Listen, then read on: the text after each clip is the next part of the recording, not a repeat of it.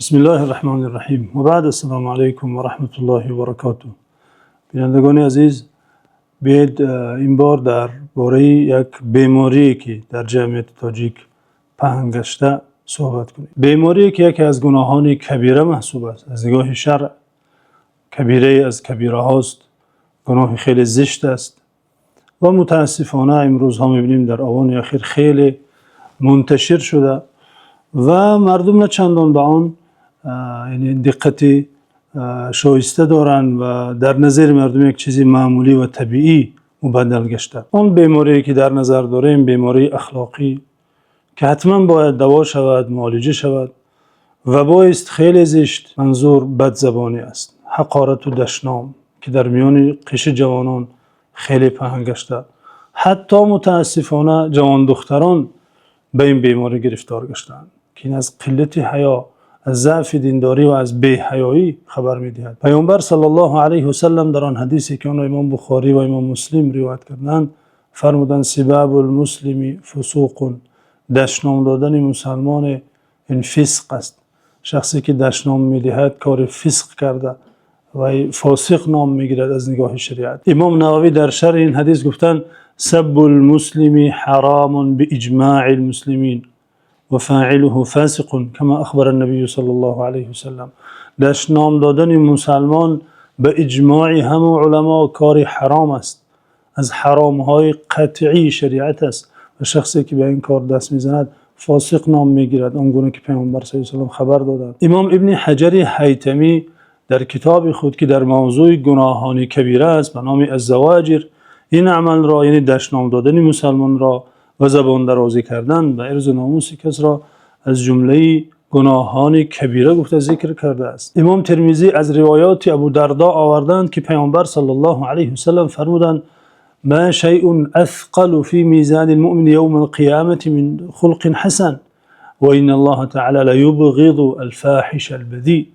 هیچ چیزی در روز آخرت در ترازوی اعمال بنده از اخلاق نیک دیده وزنین‌تر نیست. از همه چیزی سنگین‌تر از عمل‌های نیکی کس این خلق نیک است، البته با نماز و روزه، با ادای فرایض الهی.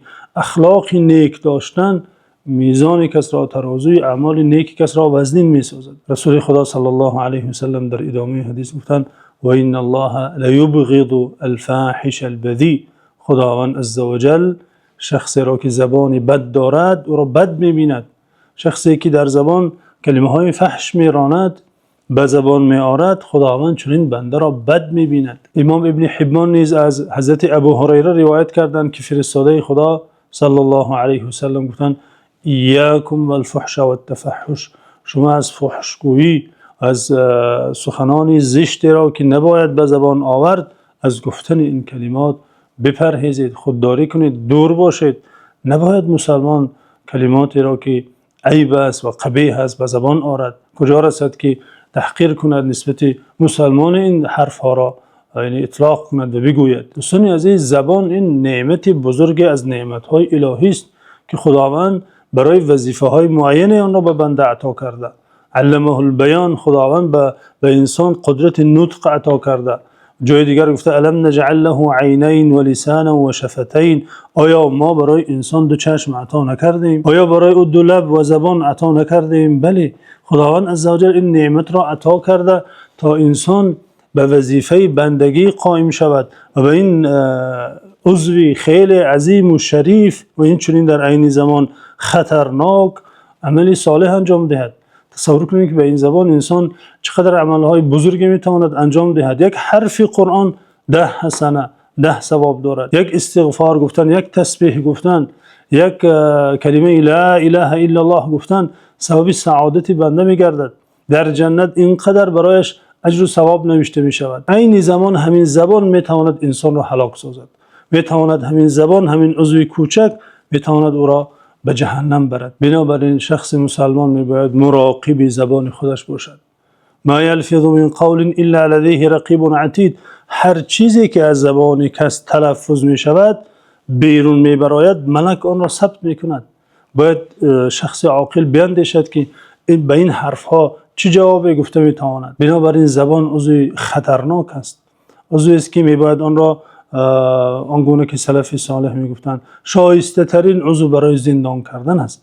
میباید انسان خیلی مراقب باشد که از زبانش چی میبراید مبادا سبب هلاکت اون گردد. امام ترمذی و امام ابن ماجه از سفیان ابن عبدالله الثقفی روایت کردند که این صحابی بزرگوار نزد پیامبر صلی الله علیه و آله آمده توصیه پرسیدن، نصیحت پرسیدن. پیامبر صلی الله علیه و سلم به این صحابی گفتند قل آمنت بالله ثم استقم، بگو به الله تعالی ایمان آوردم سپس در راه استقامت در راه دین پایبند باش. این صحابی بزرگوار از پیامبر صلی الله علیه و سلم سوال کرده پرسیدند یا رسول الله ما اخوف ما تخاف علی، از همه بیش برای من از چی نگرانید، از چه خواطرید که به من زیان رساند؟ میگه فاخذ بلسانه وقال هذا، رسول خدا صلی الله علیه و سلم زبان مبارک خیش را گرفتن گفتن همین، از همین عضو برای تو خواطرم، مراقب باش که این عضو تو را به خسارت و به زیان و به هلاکت نبرد. همین خطرناکی، همین جدیت برای این عضو برای زبان کفایه است که پیامبر صلی الله علیه و سلم گفتن اکثر گناهان فرزند آدم از زبانش صادر میشه. امام بیهقی از ابن مسعود روایت کرده که در صفا ایستاده به زبان خود خطاب کرده گفتن ای زبان یا سخن خیر گو تا اجر به دست آری و یا ساکت باش تا هلاک نشوی. یارانش از ایشان پرسیدند که آیا این سخن است از خود شما یا در این مورد از پیامبر صلی الله علیه و سلم چیزی شنیده اید؟ ایشان گفتند لا بل سمعت رسول الله صلی الله علیه و سلم یقول ان اکثر خطایا ابن آدم من لسانه، بلکه شنیدم در این موضوع من از پیامبر صلی الله علیه و سلم از معلمین بزرگوارم شنیدم ایشان گفتند اکثر گناهان فرزند آدم از زبانش صادر می شود. پیامبر صلی الله علیه و سلم در آن وصیت مشهوری که به معاذ بن جبل کردند ایشان را به نماز و به جهاد و به نماز شب و به دیگر طاعت‌های بزرگ توصیه کردند، راهنمایی کردند. سپس گفتند الا اخبرک بملاک ذلك کله یا معاذ، آیا من تو را خبر ندهم و اون چیزی که همه اینها را کامل میکند، پوره میسازد؟ حضرت معاذ گفتند بله بفرمایید ای رسول خدا، بله میخواهم البته شنوم. چیزی که همه این طاعت‌های اسلام را پوره میکند، زیبا میکند؟ پیامبر صلی الله علیه و سلم گفتند کف علیک هذا، به زبان مبارک خود اشاره کرده گفتند این را نگهدار، مراقب این عضوت باش. حضرت معاذ گفتند یا رسول الله و انا لمؤاخذون بما نتکلم به، آیا ما با چیزهایی که میگوییم نیز مؤاخذه میشویم، حساب و کتاب میشویم؟ پرسیدند. رسول خدا صلی الله علیه و سلم گفتند ثقلت که امک یا معاذ، مادرت بالای سرت فغان کند، ناله کند ای معاذ. آیا نمیدانی و هل یکب الناس فی النار علی وجوههم او علی مناخرهم الا حصائد السنتهم، آیا تو مگر نمیدانی که آنچه که مردم را بر رویشان یا به بینیشان کشیده به جهنم میبرد همین نتیجه زبان آنهاست، گفتار مردم است که آنها را کشیده به جهنم میبرد.